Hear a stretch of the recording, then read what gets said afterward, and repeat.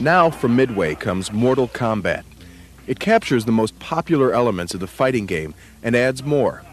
More control, more powerful characters, more depth, more secret moves, and advanced digitized graphics delivering the most realistic fighting action available.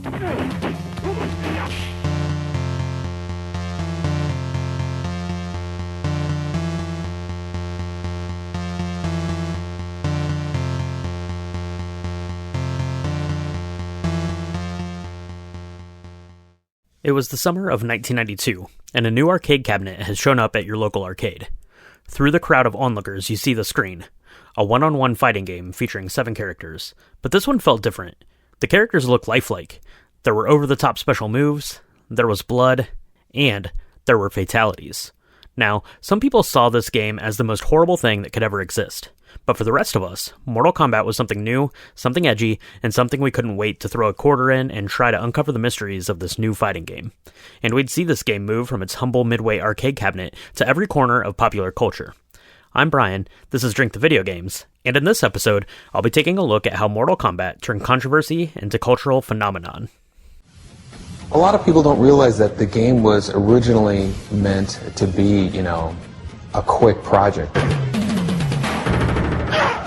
I think if Mortal Kombat did not have any blood in it, it probably wouldn't have had the kind of success it did. Fatality. Mortal Kombat 1 exceeded everybody's expectations. I don't think anybody was expecting it to be, to become as big as it did.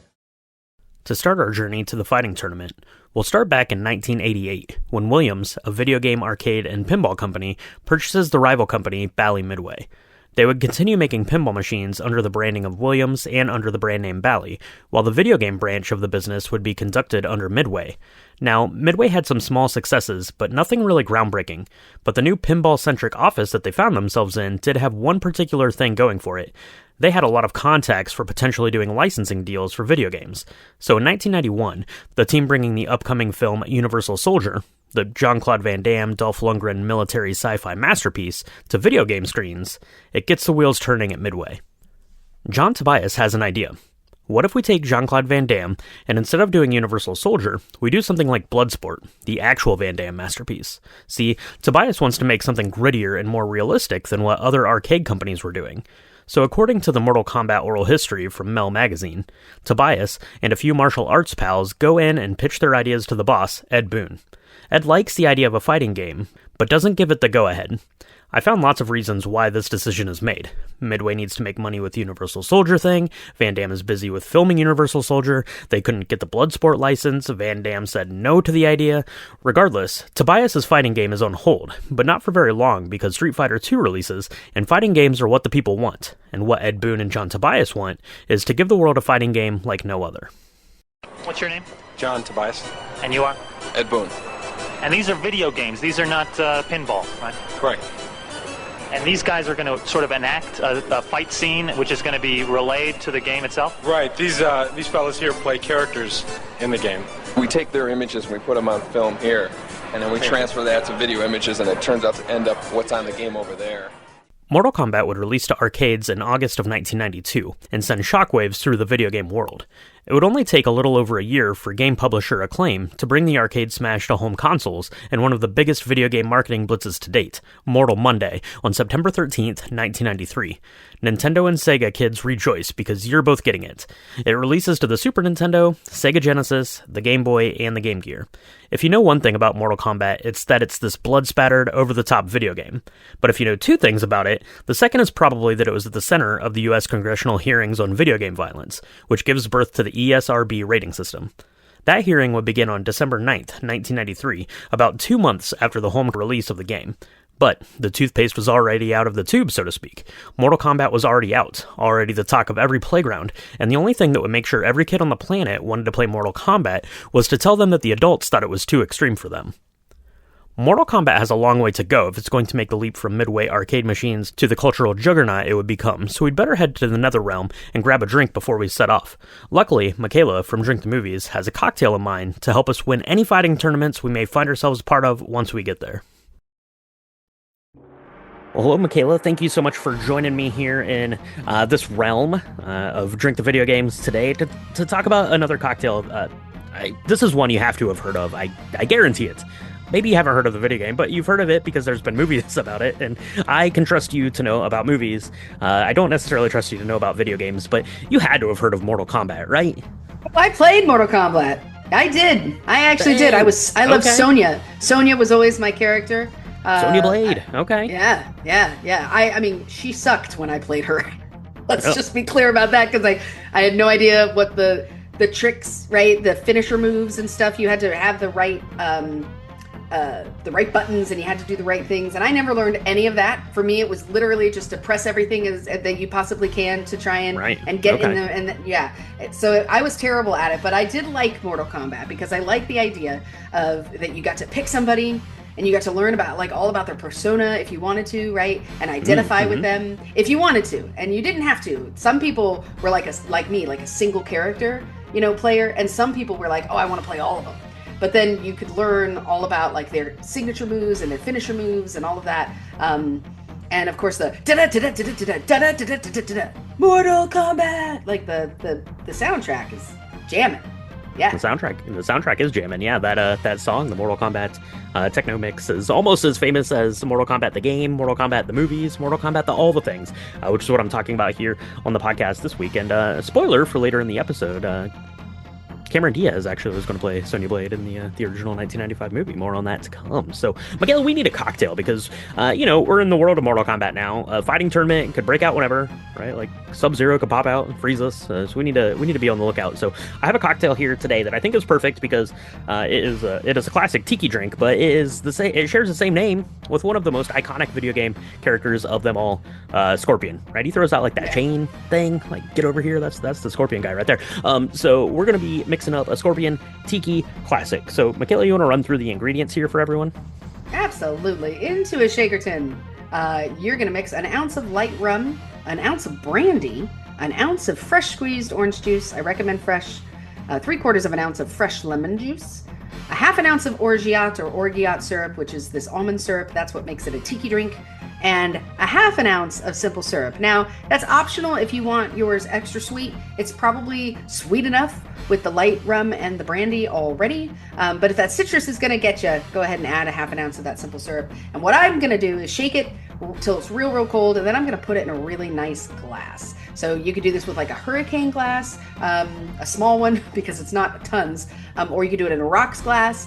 You can add an umbrella to it if you want to make it real cute. I want to make mine like zingy and spicy, so I'm not going to be doing that, but it's delicious. This is one of my favorite tiki drinks.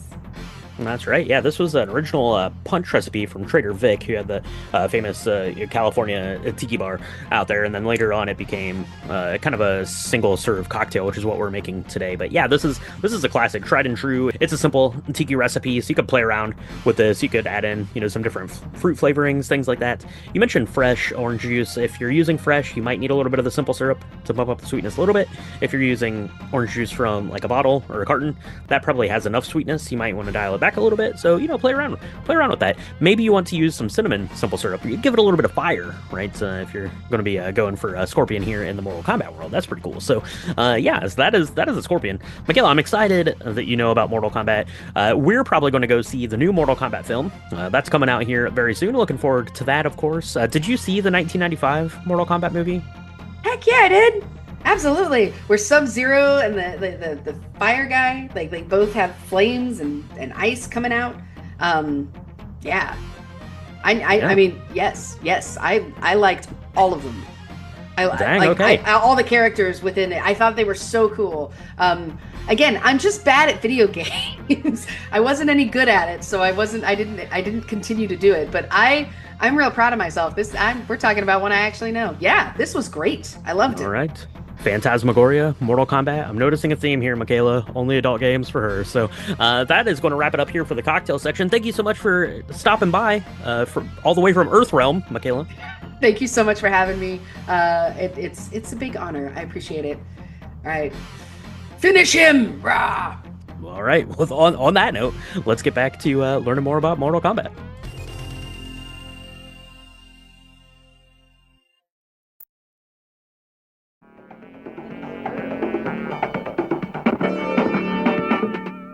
This is Sega's Mortal Kombat. Lots of blood, lots of heads rolling. This is being called Mortal Monday because Nintendo has also issued a version of Mortal Kombat today. It's a one-on-one fighting game. You begin by facing your opponent one-on-one and using special weapons or kicks or punches to defeat him. On the left, Bill Malice, video game aficionado. On the right, Rose Dyson of Canadians concerned about violence in entertainment. I can either punch him over, knock him over, or completely finish him by punching his head off. When you take a look at all this, you have to wonder, is Mortal Kombat really suitable for kids? It's training them to enjoy and like violence as a form of conflict resolution. This is a fantasy. This is not reality. And I don't believe people could punch somebody's head off if they tried. So, the US Senate gives Midway and Acclaim, who are porting the games to home consoles, a bunch of free marketing and sends Mortal Kombat through the stratosphere. One of the more intriguing aspects of Mortal Kombat is this hidden lore, imagined or otherwise. If you were a video game playing kid in the 90s, you had a friend whose cousin's neighbor figured out a way to unlock some mystery character or get to another realm, or maybe do some fatality that you'd never seen. And with that desperate desire to learn anything about the story and history of this game world, that allowed for a multitude of tie-in storytelling. With Mortal Kombat, we wanted to, again, create a backstory so that to kind of give the characters a validity, to give them a reason for existing, and to give the players a reason to attach themselves to certain characters. Liu Kang is our traditional noble, Shaolin monk. He of all the characters had the noblest cause for being involved in the whole mess. Shang Tsung was initially inspired by sort of all the wise old men you see from the old martial arts movies, with the long, thick white eyebrows and the long white beards. And Goro was just sort of us trying to emulate, some of the classic monsters you saw kind of growing up in the movies, the old Ray Harryhausen movies. There's always a big Cyclops and things of that nature, and sort of Goro we wanted to be sort of a version of those old classic monsters. To start off with the lore setting, Midway would release a comic book in August of 1992. The comic gives some background on the characters in the fighting tournament. The comic works basically as a prelude to the arcade game you're about to put a quarter into and play. This comic, beautifully illustrated by co-creator John Tobias, was available as a mail-order promotion. Comics would play a key part in the early success of Mortal Kombat, with another collector's edition comic by Midway coming the following year before Malibu Comics picks up the license and publishes a few storylines and one-shots between 1994 and 1995. To fire up the hype train for Mortal Monday, Acclaim would begin publishing a newsletter called The Pit to get everyone ready for the upcoming console ports of the game. The first issue of The Pit is pretty cool. It has the bios of the characters, details on the upcoming Nintendo and Sega ports, a Q&A with Ed Boon and John Tobias, and some behind the scenes of Mortal Kombat at CES. With Mortal Monday on the horizon, the team at Midway wanted to capitalize some more on the edginess in the game and would bring in techno duo The Immortals to put together a soundtrack for the game. The pair would get copies of the game and a full library of game sound files and be sent on their way to mix up some beats. The first track, Mortal Kombat Techno Syndrome, drops in 1993 for use in the Mortal Monday commercial, and it slaps. It was catchy, it hit the tone of the game, and you'd hear it at sporting events up until this day. It also becomes the main theme for the Mortal Kombat films, but we're not quite there yet. The remainder of the album would feature techno tracks for each of the characters and another Mortal Kombat theme. The full album releases in 1994, and beyond that first single, it's mostly forgettable, but as much as Mortal Kombat has permeated popular culture in its first 34 years, is a big part of that.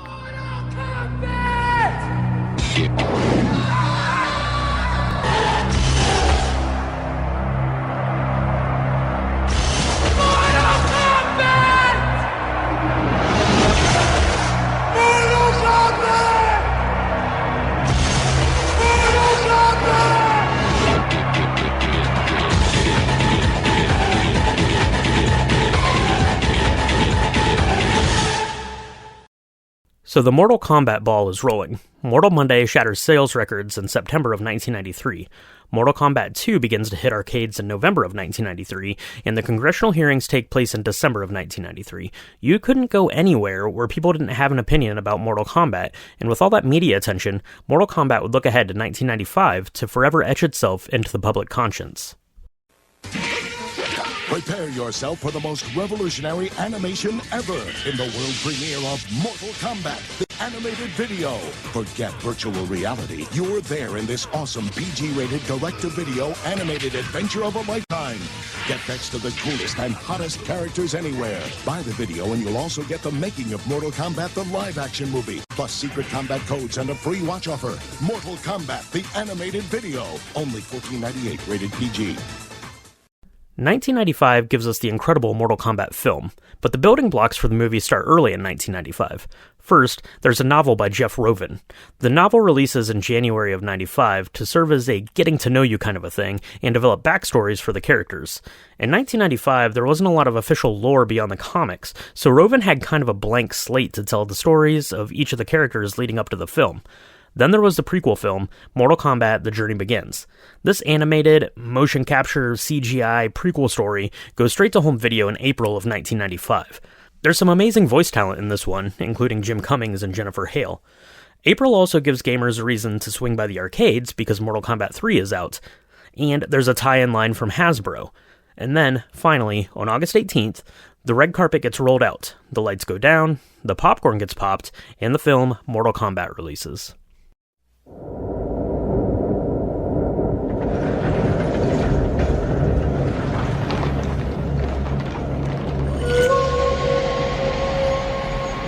In each of us, there burns the fury of a warrior.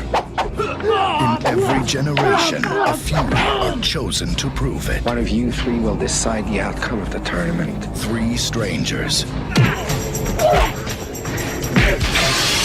will travel to the mystical realm of Outworld to defend our people against Shang Tsung. You will die.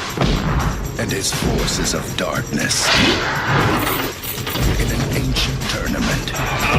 One more victory. Your soul is mine. And our world is theirs. It has begun! The Mortal Kombat film was a hard-fought victory for Larry Kazanoff, movie producer and co-founder of Lightstorm Entertainment. That company might not mean anything to you, but it's James Cameron's production company. According to the oral history of the Mortal Kombat film from Hollywood Reporter, Kazanoff had made some connections at Midway, who had created the Terminator 2 arcade game. Great game. He pitches the idea of turning Mortal Kombat into a feature film, and Midway can't seem to get their heads around it. It would take 3 months of discussions before they would finally give Kazanoff the go-ahead to make the movie. Filming begins in August of 1994 and wraps that December on a budget of $20 million, $1 million of which went into the Goro animatronic. The filming goes off fairly smoothly, despite the last-minute script rewrites and the late casting change of Sonya Blade's character. Cameron Diaz, fresh off The Mask, had signed on to play the part, but had to drop out with a wrist injury before filming began, so Bridget Wilson, who had previously auditioned for the role, raps the Adam Sandler classic Billy Madison and flies out to take her place. The Mortal Kombat film is amazing, and I won't hear otherwise. It made over $120 million back on that $20 million budget, so a lot of people went out to see it, myself included. It would get a sequel, Mortal Kombat Annihilation, just 2 years later in 1997, and of course, the reboot in 2021, and part 2 of that reboot should be out any week now as of this recording. Mortal Kombat had one more trick up its sleeve in 1995. You've played the game, you've seen the movie, now experience it for yourself. The Mortal Kombat Live Tour is coming to a city near you. I thought it was fabulous. The show was incredible. I loved it. I thought it was way much better than Power Rangers Live. Mortal Kombat, live on stage. The best family show of the season. Rise USA today. See illusions, gymnastics, lasers, stunts, and more. I'm so excited. The show's great. It was great, man. The New York Times calls it an action fantasy spectacle. Prepare yourselves for Mortal Kombat live on stage. It's coming for one performance only, February 22nd at Roanoke Civic Center Coliseum. Tickets now. The Mortal Kombat Live Tour was a stage show featuring martial arts, lasers, and merchandise. The show opens at Radio City Music Hall on September 14th in 1995, and according to multiple articles, played in about 200 cities across the country, though I've been unable to find out exactly what cities those were. The live tour featured 2 touring productions, so there were dueling shows going off across the country on any given night, into 1996. I never saw the stage show, and I don't really remember hearing much about it, so I'll have to live out the ultimate Mortal Kombat action on uploaded YouTube clips. With 1995 coming to a close, and the Mortal Kombat IP being one of the most popular in the world, the hits, or at least the tie-in media, would keep coming. The animated series, Mortal Kombat Defenders of the Realm, would release 13 episodes in 1996, and the live-action TV show Mortal Kombat Conquest would release in 1998. By fighting for their lives, by fighting for their honor, your soul is mine. And by fighting for their realm. It's the burden you must carry. In a tournament called Mortal Kombat. By this time, Mortal Kombat was still kicking along in the video game world, but its time to cross all bounds of media was starting to wane. There was a live-action web series, Legacy, in 2010, and a canceled project in 2016. But don't worry. If you were looking for Mortal Kombat video games, there were lots and lots of those. Mortal Kombat 2, 3, 4, Mortal Kombat Deadly Alliance, Deception, Armageddon, then there was 2008's Mortal Kombat vs. DC Universe, then the series resets itself with Mortal Kombat, or Mortal Kombat 9 in 2011, Mortal Kombat 10 in 2015, Mortal Kombat 11 in 2019, before rebooting itself again in 2023 with Mortal Kombat 1. And that's just the mainline games. There were the spin-off games and compilations, re-releases, and crossovers with our beloved Mortal Kombat characters showing up in everything from NBA Jam to Injustice. Prepare yourself for combat. Mortal Kombat action figures. Fight for right in your own Tournament of Champions. Liu Kang. Johnny Cage. Raiden. Get over here. Sub-Zero. Reptile in the Dragon MK1. Kano on the Combat Cycle. Mortal Kombat. It's not just a game anymore. Combat Cycle comes with Kano. Dragon MK1 comes with Reptile. Other figures each sold separately. Since 1992, Mortal Kombat has sold over 100 million video games, the most of any fighting game franchise, and Warner Bros. Has stated that Mortal Kombat is one of its 4 pillars of brand success, giving it equal weight to Game of Thrones, the DC Universe, and Harry Potter.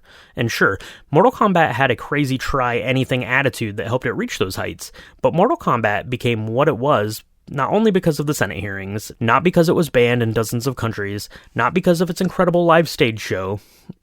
Okay, maybe because of the live stage show. Not because it was over-the-top violent in ways we'd never seen before, but because in 1992, you put a quarter into a machine, and the game you played was fun. Mortal Kombat is fun, and that's why it worked. You wanted to beat your friends, you wanted to know all of its secrets, you wanted to be the first at your school to learn how to do all of the fatalities. So 2 things about my own Mortal Kombat journey are true. I had Mortal Kombat for the Sega Genesis, and I loved it. I'm also really, really terrible at fighting games, Mortal Kombat included. The Mortal Kombat universe is wacky, ridiculous, fun, and I love it. I remember going to see the film in the theater back in 1995, and have always defended it as a true video game adaptation masterpiece. I'm 100% looking forward to Mortal Kombat 2 to hit theaters here in a few weeks, and there will be popcorn in hand to hang out for a couple of hours with some of the best video game characters of all time. But now I need to know, what entry into this game franchise is your favorite? Did you see the live-action show? Is there any comic line you want to recommend? And did you have a scorpion cocktail as we got into the realms of Mortal Kombat? You can let me know any of that stuff in the comments or on my social media. It's at Drink the Video Games on Instagram, Threads, and Blue Sky. If you want to support the podcast or Drink the Movies, the best way to do that is on our Patreon, www.patreon.com/drinkthemovies. There you'll find bonus episodes, hangouts, game sessions, behind the scenes, and a bonus episode coming soon about Mortal Kombat Mythology's Sub-Zero. Plus, don't forget to subscribe, like, and leave a review if you're enjoying the video games. It helps spread the word about the podcast. That's going to wrap it up for this look at Beyond Video Games, Mortal Kombat. But don't worry, I'll be back soon. Cheers.